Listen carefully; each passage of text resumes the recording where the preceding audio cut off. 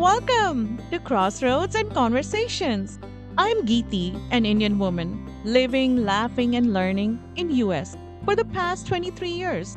And I'm Komal, originally from South Delhi, India, and now navigating work and family life in Patiala. Join us over hot cups of chai or coffee as we compare and contrast our lives Our point of views, living in two different countries. and explore what makes us tick What helps us grow as women? and the little things that keep us sane, If you are a global Indian woman, or simply seeking relatable, quirky insights. we are here to be your best friends who make you smile. Crossroads and Conversations, an episodic journey of two Indian women saying no to age old advice and expectations, using unlearning as their new superpower, and laughing at surprise faces. So tune in, sip responsibly while we spill the tea.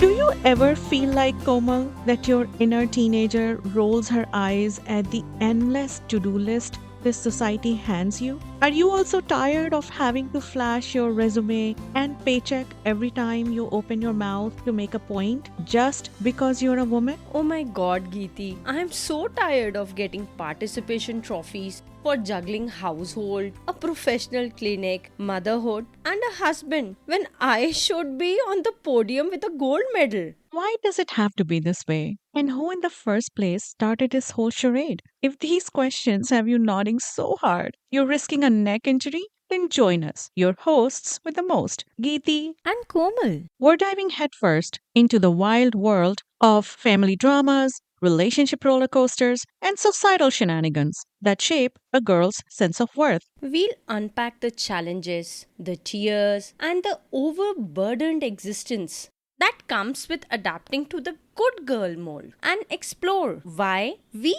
as women are still chasing after that sweet, sweet independence. So grab your favorite tea or coffee and let's get chatting. So, I and Komal are in our 40s and we have been friends for almost 24 years since we met in 1999 in our late teens and eventually went our separate paths a year later. Komal, you and I could not have led a more different life from each other. I grew up in a small town of an underdeveloped state from India. I studied in a strict convent school, but was raised in a rather progressive family that encouraged independence, integrity, and respect. In fact, my parents are physicians and they instilled in me the values of hard work and resilience. The best part was I always saw my parents treating each other with great respect. I think when I look back, I find that I grew up in a very harmonious childhood with amazing parents and an older sister who is now my closest friend. Komal, how would you describe your childhood? What are some of your experiences? Geeti, I grew up in the bustling streets of South Delhi, surrounded by its vibrant culture and diverse community. I attended one of the finest schools in the area and was fortunate to receive a top notch education that laid the foundation for my future endeavors. You know, Geeti, I was an only child in a close knit joint family, and my parents taught me to value honesty and hard work. So, Komal, think about it. You were from a big city, you were from a joint family, you were raised in a business family where your mom stayed at home and your father was a businessman. To the contrast of me growing up in a smaller town, parents being physicians and professionals, and a very nuclear family. And yet, we both turned into women who struggled to set firm boundaries and often found it difficult to say no. It makes me wonder, how is it possible that two women from such diverse backgrounds somehow converged into the same path of learning about establishing boundaries in their adult life? Geeti, you were never half as bad as I was. Well, I always realize things earlier than you do, Komal. And I realized that kind of attitude was not serving me well. You always took longer to learn things. That's very true, Geeti. And I learned it the hard way. Growing up in a joint family taught me to always adjust, sometimes at the expense of my own needs. making selflessness a second nature. I did not realize, Geeti, when selflessness gave way to being a people pleaser. Komal, do you know you raised such a great point there? Because people really confuse those two terms, selflessness and people pleaser, but they are very different. Selflessness is about genuinely caring for others without expecting anything in return.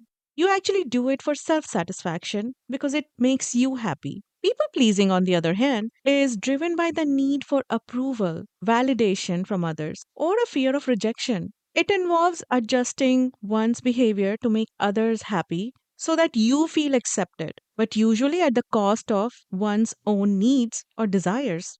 Once I started seeing myself as a person with crumpled boundaries, the question started to bother me. How does someone turn into a people pleaser or someone who seeks validation from others? How does it begin? How does it manifest? How does it impact our life? Geeti, I think it all starts when we are very young or growing up. Because if you got a gold star every time you shared your crayons, you might find yourself as an adult handing out your lunch to co workers with a hopeful grin. And if the thought of a complaint or rejection from others sends you into panic, you are probably the one at parties refilling everyone's drinks, even though your own glass has been empty since 1998. Sometimes I think of this as being at an exclusive school where curriculum is niceness 101, but assertiveness is an elective which gets cut for budget reasons, but only for women or young girls in the school. Imagine at the playground called life, the girls are playing and the teachers and the audience is yelling and encouraging the girls. Come on, bring more empathy, bring more smile for the boys in the next classroom. And by the way, once you are done, can you also make some coffee for them? Because they are so tired after working on their assignments. While you are just on the field prepping for a marathon.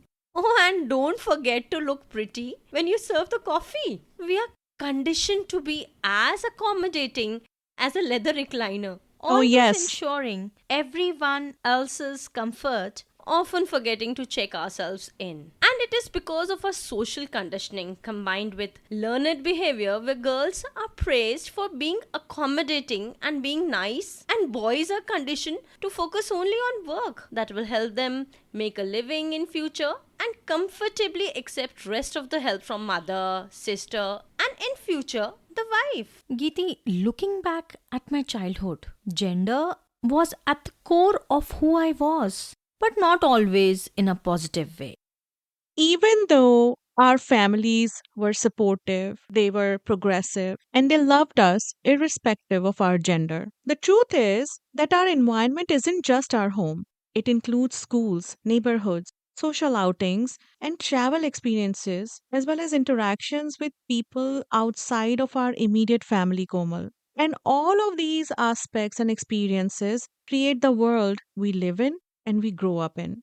For instance, I was the second daughter in the family. And my parents never made me or my sister feel that because they have two daughters, they lack something. In fact, I had probably one of the best childhoods I could ever ask for. But the people constantly talked about it. They would ask my parents that, oh, you are financially able to afford another child. You should take a try. You should go for one more child. So maybe you can have a boy.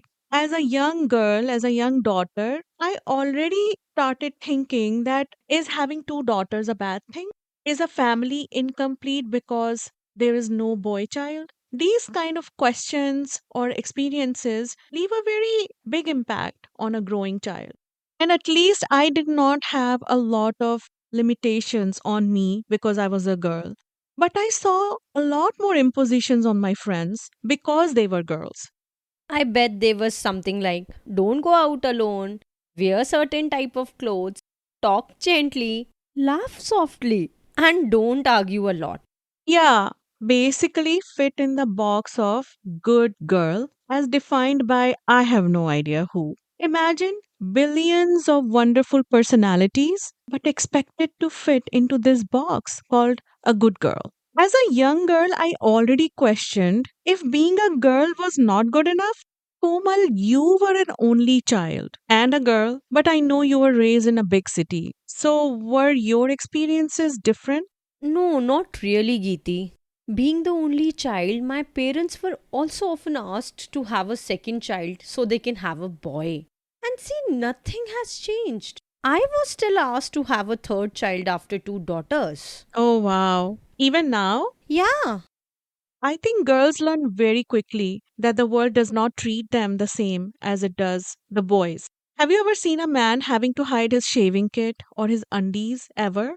They're lying everywhere in the house. In fact, they are proudly at display on clothesline. But for a woman, her sanitary pads, her bras, her undergarments, the fact that she even gets periods, everything has to be hidden. It feels like anything associated with a woman is associated with shame. If you're growing up being made to feel less than the other gender, everything about you needs to be hidden because it is shameful. So many restrictions in how you act, where you go. Oh my god, if a girl utters the word sex or vagina, it's like she has dropped a stink bomb. People will not look at each other in the eye. If an advertisement for a sanitary napkin comes on TV, people used to leave the room.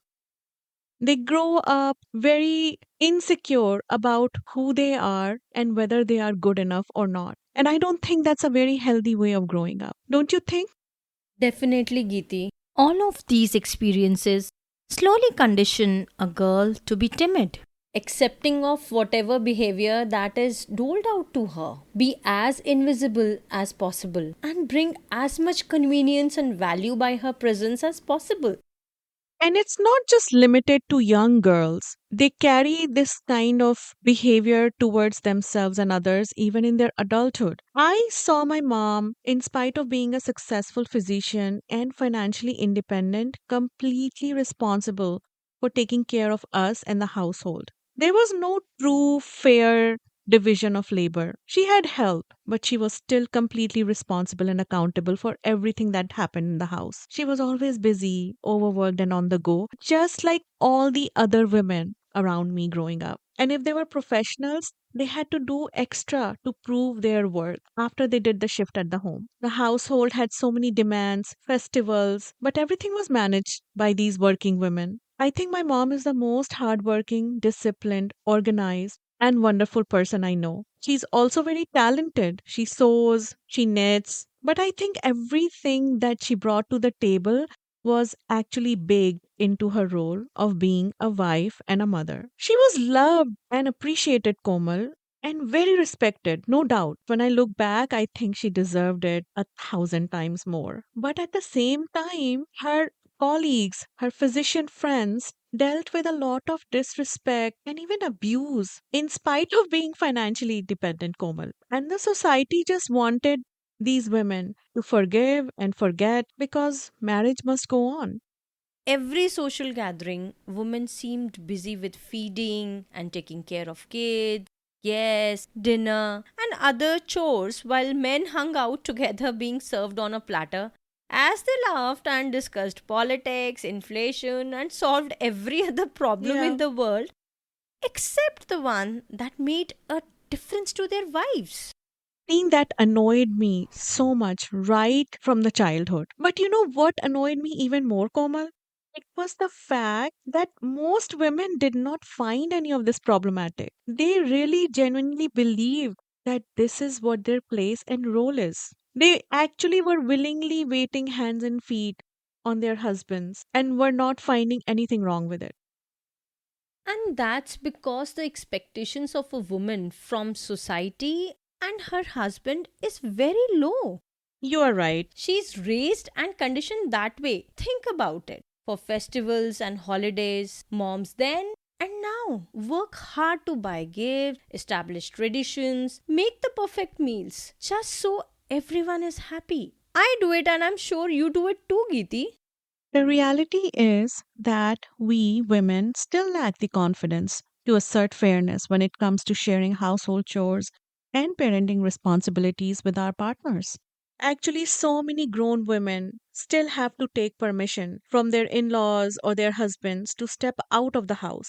I see women putting up with constant anger, verbal abuse, disrespect, and ugliness just to stay married. And society normalizes it. They ask them to ignore it, adjust with it, and focus on the positives, whatever they might be. So then, women who don't have to deal with at least this level of ugliness obviously think of themselves as fortunate. And Geeti, let's not forget, girls often face different expectations and fewer privileges compared to their brothers at home. It's like there is an invisible sign in the kitchen that says girls only. And the boys seem to have a magical immunity to the messy room and dirty laundry under the bed. While the girls are perfecting their round rotis and salad dressings, the boys are out there probably trying to set a world record for the longest video game marathon. I know. And probably the most impressive part is where women and girls are lauded and awarded verbally, obviously, for their multitasking mastery. Because how else are we going to keep them motivated to continue to juggle multiple things? And the boys, well, they are probably still just looking for a remote. I bet the girls are expected to quickly accept the award and move on to finding the remote. And this doesn't change when these boys grow up to be men. Their sisters get replaced by wives who are now tending to their needs. I can go on and on about these things where women are at a disadvantage from a young age, Komal. Have you noticed that if a girl is born before a boy, she's suddenly promoted to a junior mom? She gets to trade in her dolls to help with diapers because nothing says childhood like being a stand in parent. The expectations from girls are different right from childhood. They are expected to be more willing to share their toys, be more nurturing, be nice at a very young age. And especially if the brothers demand those toys, she's supposed to give them up very quickly because how else are we going to raise future entitled men who won't hesitate in asking for a woman's self worth and self esteem? And all of these subtle experiences by girls at a very young age create low self esteem, affecting how they perceive their worth and capabilities as women. And these experiences create the baseline of what to expect and accept as a grown woman. Give more, seek less, shrink yourself to fit the box, and rarely ask for help. You are just supposed to spread yourself thin and plug yourself wherever needed and sacrifice your personal needs and wants. Anything more than that feels like equality and freedom. Isn't that so sad? Yeah, it is. And that's why sometimes when I look back at my mom's generation and question why did they not demand fairness when they were the generation of women who started working outside the house, who were financially independent, I think it was because they probably just felt so fortunate that they were given a chance to study, practice a profession, earn money, be the decision maker alongside her husband in a time where women had no say, rights, or choices. But at the same time, because they did not ask for fairness, they did not demand that the man starts helping out at home also. They were glorified for their ability to work and juggle two places. In fact, sometimes I wonder why women even agree to dabble in both worlds, inside and outside the house. You know, it's now never ending work. We are all working two shifts. But Geeti, we had no other choice. While I was growing up, I witnessed my mother's dedication as a homemaker, excelling in her roles and responsibilities with grace. Yet, it became clear to me that despite her tireless efforts, a woman's work within the household often goes unnoticed and undervalued. Her views were never asked for any major family decisions. Without a paycheck, her contributions weren't given the same weight as a man, leaving her voice unheard. It made me realize that without financial contribution, one's influence or authority is diminished. And if a woman wants equal footing and voice in the household, she must contribute financially in addition to owning the task of house management and parenting.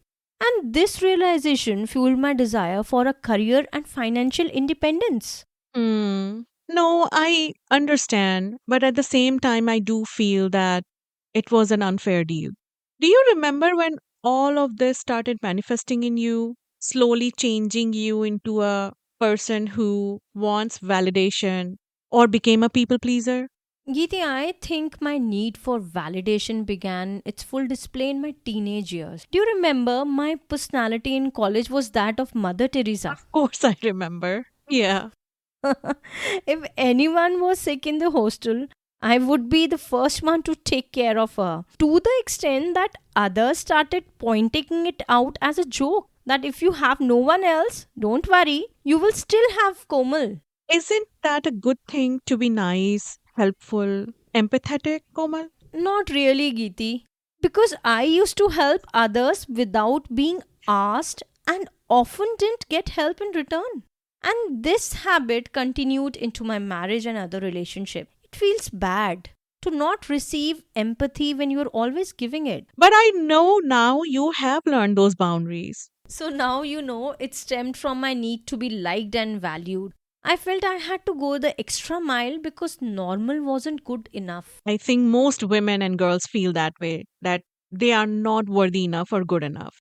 Even though I've talked, or you and I have talked so much about how there's a difference between boy and girls being raised, I don't want to paint the wrong picture here and just blame the boys. Because I think boys have to go through their own societal conditioning. And that also happens for them right from birth, just like it happens to girls. Komal, you know how I see it. I know, Geeti, you're dying to tell me. So tell me. It's like society is baking a batch of gender cookies and they decide that assertiveness, intelligence, competitiveness, aspiration, money making, independence are the toppings reserved only for the man cookies. Meanwhile, women cookies get sprinkled with understanding, empathy, beauty, sensitivity, and domestic labor. Because a girl can never be too nice, you know? Mm-hmm. What a quirky world we live in, where the ingredients for self worth, happiness, and success are rationed out based on gender, Komal.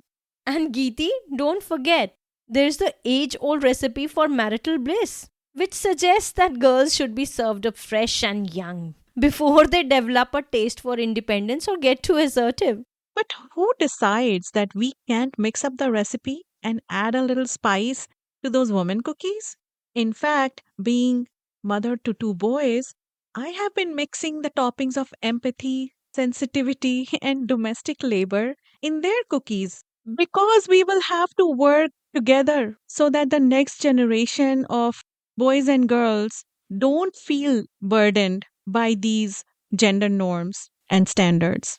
Geeti, boys are definitely groomed to be the family ATMs, muscle Hmm. flexing heroes, and the ambition machines. They are told to lock away their tears in a high security vault and throw away the key. Their childhood toys? Miniature doctor briefcases and foam swords. Because nothing says future sensitive partner like a plastic hammer. Think about the moms of these boys, the super moms, those unsung heroes, by the way, who were also conditioned by society when they were raised. And these super moms can whip up a feast with one hand and soothe a scraped knee with the other, all while hiding their own kryptonite, sicknesses, menstrual cramps, or even their crushed souls under never ending housework. Everything hidden under a cape of invincibility and a desire to dedicate themselves to their families. They are the ones who lovingly spoil their sons. And they create these kitchen phobic lads who think a spatula is a foreign object. And Geeti, now imagine these boys are now husbands, baffled by the concept that their wives might not want to channel their inner master chef 3 times a day or might actually feel under the weather. What do you mean you don't want to cook or clean the house? My mom always did. I hate those moms who did the household work like a magician. So everybody thought there is no effort, no labor, no work, no planning involved. And that's why today the household work gets no credit at all. So I'm saying this. I hate those moms. They did not do a good job of teaching their families and societies the worth of the household labor. The truth is, Komal, these gender biases exist all over the world. And it just depends on how educated or diverse the areas in a city or neighborhood are where you're living. My turning point actually was coming to US for my higher studies, and I ended up living in a college town between perfect strangers. I realized that actually in this corner of the world, I felt a lot more freedom and I felt empowered to be my true self, with no one to constantly tell me how to think, what box to fit in. I became more and more comfortable in my own skin. I discovered my favorite color, my career goals, my own belief system here. And guess what, Komal? What, Geeti? While building my own new life here, I decided to mix up the toppings of the cookies with equal dose of assertiveness and understanding, ambition and empathy, and so forth. I learned to say no to things I was not interested in, and I opened up to exploring new things. It was a great place to be. Geeti, while you moved from a small town in India to a place in the US, I did completely opposite thing. You always do. You always go in the opposite direction. I moved to a small town after marriage and began my married and professional life there.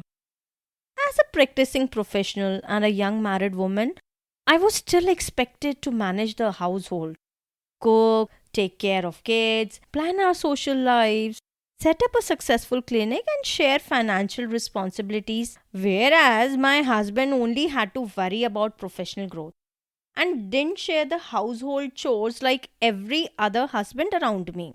Unfortunately, the society dragged and encouraged girls to turn into working professionals, earn a paycheck, and share financial load with men, but forgot to teach boys to share household responsibilities with the woman they marry. This turned me into someone who stretched her boundaries to accommodate all the demands of personal, professional, and marital life, as well as motherhood, leaving me no time for myself. I always said yes to relatives when they visited, even when I was exhausted. See, Geeti, if we empower women to work outside the house without expecting men to work inside the house, then we are not empowering women. We are exploiting them. Komal, you could not have put it in better words. The world wants women to work, progress, and land at the moon. But before going, they expect that she just takes care of the meals, dishes, laundry, and children. And oh, by the way, she should also come back before dinner time so she can cook and get kids ready for bed.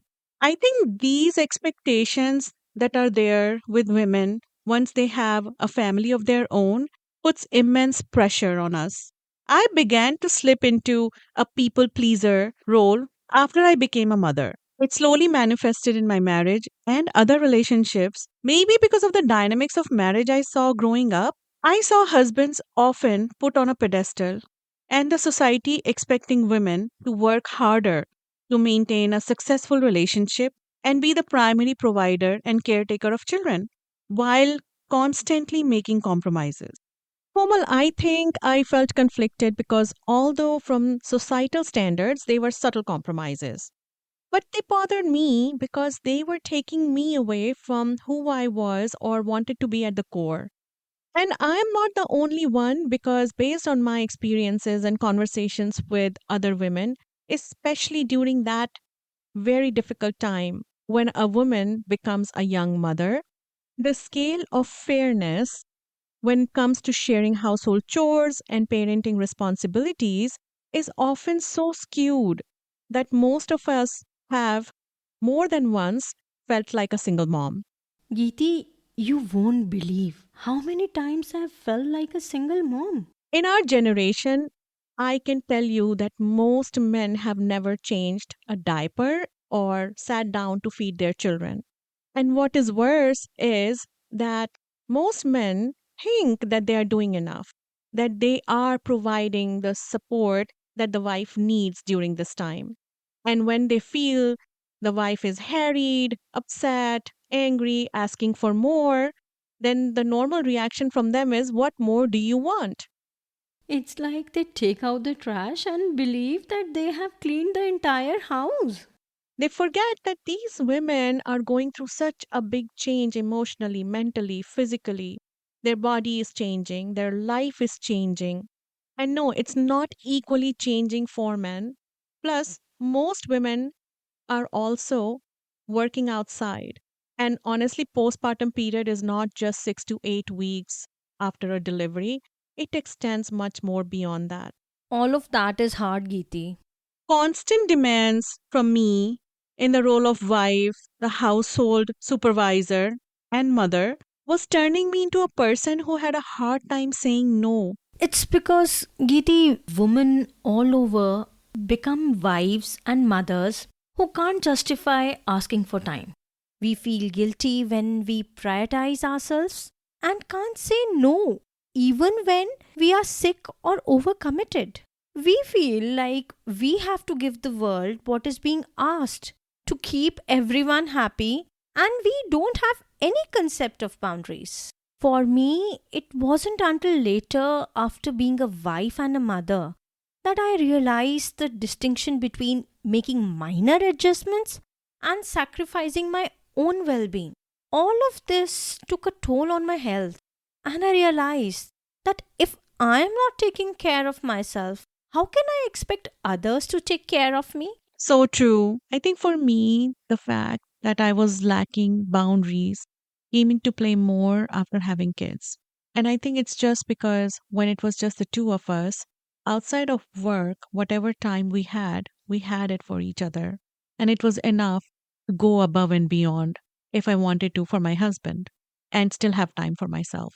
Once I had kids and I had mine back to back within 2 years. So my inability to say no and keep on adding tasks and responsibilities to my plate while juggling a full time job and raising two kids, slowly it became very clear that there is a problem and I need to learn to establish boundaries as well as prioritize myself. I didn't even know actually that something was going so wrong in the way I was handling things until the wake up call came. But I'm grateful that at least you and I got this realization when we did. Because some women never get into this zone of self awareness and they continue like this forever. But I think because we grew up in a family where we were prioritized, our education and exposure as professionals probably also kept us in check somewhere. That we both eventually realized that something needs to change. And thankfully, we began our journey of creating boundaries, questioning expectations, once again learning to say no, and putting ourselves first. Geeti, women's worth extends far beyond the realm of financial earning. It's woven into the fabric of daily life through household management, the nurturing care provided to children, the sacrifices made for family, and the countless responsibilities shouldered. Each of these roles is pivotal, contributing to the foundation of society. And it's crucial for women to recognize and value their own contributions. Self appreciation is the first step in teaching others to respect their time and efforts. Yes, I think the narrative in our own minds needs to shift from others need to appreciate me, others need to see what I do, others need to take care of me. From there to what you just said. If I am not taking care of myself, why will someone else take care of me? If I am not giving value to my contribution to the household, whether by being at home and taking care of kids and family, or by being a professional and going out and working, whatever we choose to do, we are contributing immensely to the household, making a difference in the life of the people around us, and ultimately in the society. So, when women start to prioritize themselves and assert the importance of their roles, it sets a precedent for others to follow suit. This intrinsic recognition of one's value is a powerful force, Komal, one that doesn't require external validation to affirm its significance. Women must stand firm in the knowledge that their contributions are invaluable, paycheck or not. And setting boundaries is essential for working women to maintain a healthy balance between their professional and household responsibility. It is easier said than done. Today, take a moment to evaluate your overflowing plate of responsibilities and expectations. Now acknowledge to yourself how valuable your contributions are and that you are doing a great job.